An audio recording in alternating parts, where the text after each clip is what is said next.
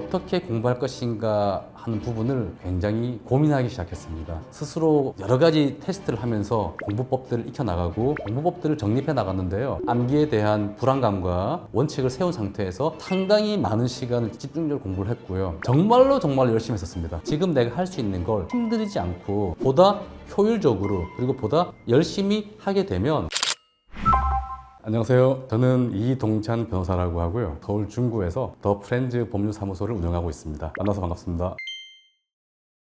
제 같은 경우에는 초등학교 때 한글과 구구단을 좀 늦게 배웠던 것 같아요. 그래서 방과 후 남아서 선생님에게 따로 받아쓰기를 한다고 했던 기억은 좀 나고요. 그것 이외에는 달리 특별한 게 없는 생활을 보냈었는데 중학교를 가면서 또 하나의 좀 특이한 변화가 있었는데 큰 누나가 있어요. 누나랑 이런저런 이야기를 하다가 누나 나 컴퓨터 갖고 싶어. 누나가 지나가는 말로 그래? 너 전교 1등 한 번이라도 하면 사줄게 라고 말했는데 그 당시 제가 전교 1등이라고 하는 거는 언감생심 꿈도 못 꾸는 상황이었거든요. 컴퓨터를 너무 갖고 싶은 마음에 한번 해보지 뭐 생각하게 되었어요. 그런데 정말 기적이라면 기적일까 운이라면 운이랄까 중학교 입학하는 시험에서 제가 아는 문제들이 많이 나와서 다 맞아버린 거예요. 그래서 누나가 약속대로 컴퓨터를 사줬어요. 너무나 행복했죠. 문제는 이제 입학하자마자 제 본 실력이 드러난 거예요. 왜냐하면 제가 공부를 잘 하지도 않고 해본 적도 없는 평범한 학생이었는데 정말 우연히 간단한 입학 시험에서 1등을 했다는 이유 때문에 전교에서 가장 공부 잘하는 학생으로 오인받은 거죠. 원래고사를 치니까 제 실력이 들통나버린 거예요. 그러자 저희 담임선생님이 너 왜 그래? 내가 예상했던 거 아닌데 하면서 굉장히 실망하셨고 또 주변에서도 제가 공부 잘하는 학생으로 보고 있다가 그러니까 좀 시선도 달라지는 게 느껴가지고 개인적으로 굉장히 힘들었습니다. 그한테 가서 물어봤어요. 공부는 어떻게 하면 돼? 잘 안 외워지면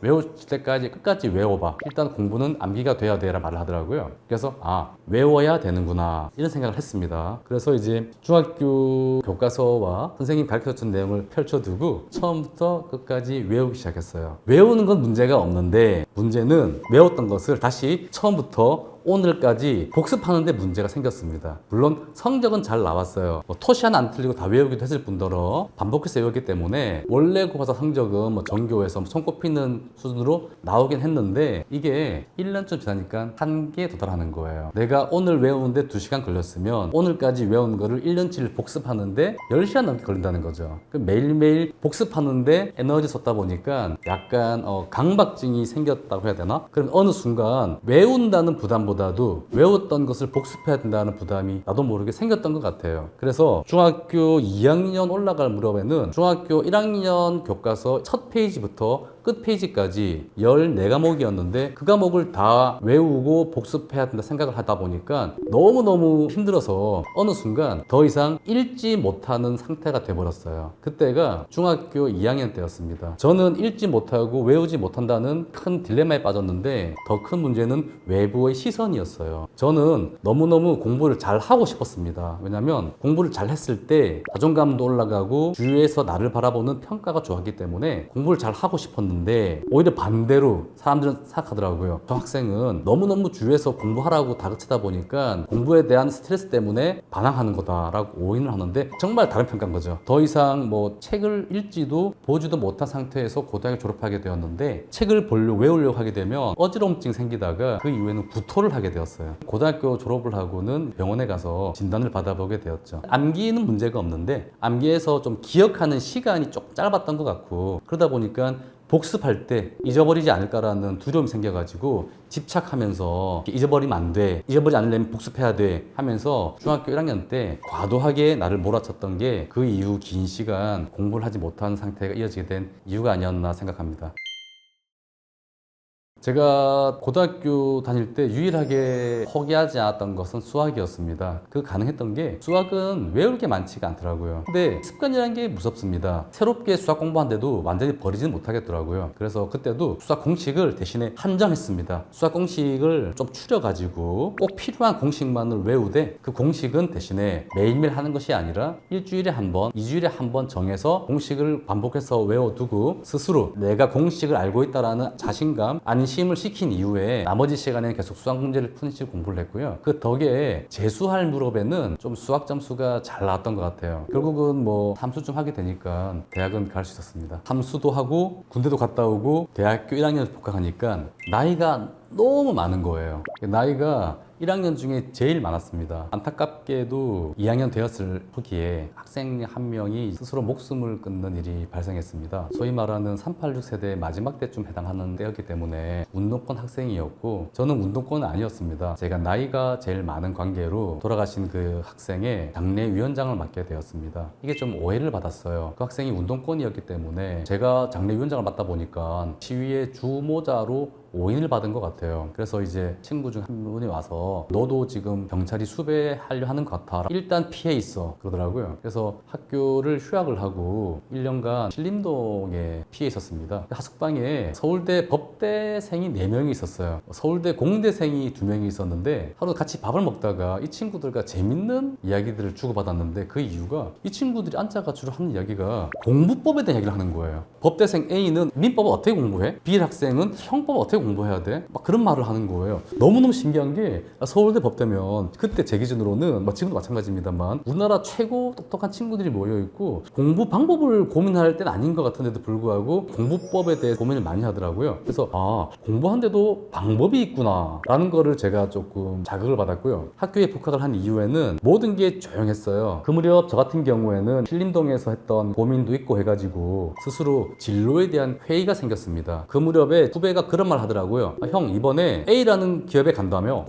나 그런 적 없는데? 아니야, 형 A그룹이래. 알고 보니까 IMF 때라 가지고 취업이 어려울 때였는데 나이 학번, 성적 여러 가지를 고려해 가지고 대학에서 이제 면접 볼 학교들 어느 정도 추려둔 것 같더라고요. 그러다 보니까 정신이 번쩍 드는 게 이러다가 내가 한 번도 생각해 보지 못한 기업에 한 번도 생각해 보지 못한 일을 하면서 남은 생을 살아야 될지도 모르겠다 생각이 들었고 그게 너무너무 무서웠습니다. 진로에 대한 고민이 겹치면서 다시 한번 해보고 싶다. 공부라는 것을 불태워보고 싶다. 공부법이라고 하는 게 있다는 어쩜 나에게 맞는 공법도 있지 않을까 그 생각을 하고 나니까 결심을 하기 위해서는 대학을 그만둬야겠다는 생각이 들더라고요. 그래서 그때가 학교 4학년 2학기 때였어요. 졸업식만 한 단계였는데 학교에 사퇴서를 냈습니다. 중퇴를 하고 다시 한번 수능을 도전해 보기로 했던 거죠. 그래서 진로를 바꾸게 되었습니다.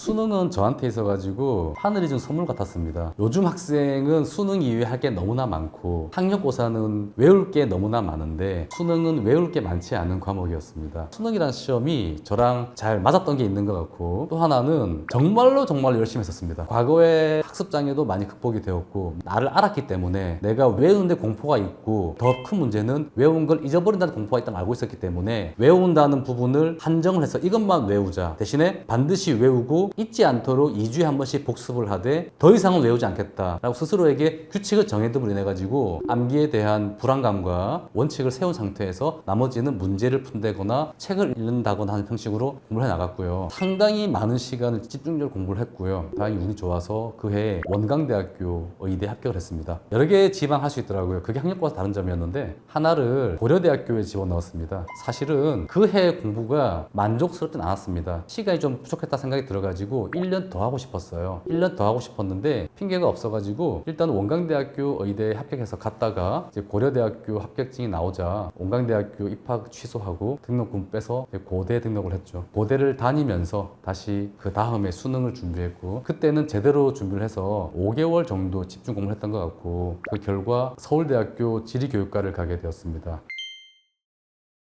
서울대 가서 이제 제가 첫날 밤에 잠이 안 오더라고요. 동기들이 10살씩 어린 거예요. 제가 29살이었거든요. 조교가 나보다 어리고 그리고 저랑 나이가 동갑이었던 강사님도 계셨고 이 상황에서 너무 자신이 없었어요. 저 같은 경우에는 요령으로 수능을 잘 봐서 수능 점수만 살짝 높여서 대학에 턱걸이한 느낌이었고 힘들게 들어온 이 대학에서 나고자 되지 않으려면 정말로 열심히 공부하겠다 생각이 들어가지고요. 그때 결심했죠. 대학에서 정말 열심히 공부하겠다. 열심히 공부해서 내가 과거 중고등학교 때 하지 못했던 공부에 대한 아쉬움을 대학에서 풀어보겠다라 생각을 하고 그때부터는 공부에만 모든 신경을 썼고요. 그러면서 동시에 어떻게 공부할 것인가 하는 부분을 굉장히 고민하기 시작했습니다. 스스로 여러 가지 테스트를 하면서 공부법들을 익혀나가고 공부법들을 정립해 나갔는데요. 그 이후로는 성적이 점점 더 좋아지고 공부량도 많아지면서 성과가 좋았던 것 같아요. 그래서 마지막에 졸업할 때는 성적이 좋아서 사범대학 전체에서 1등으로 졸업할 수 있게 되었습니다.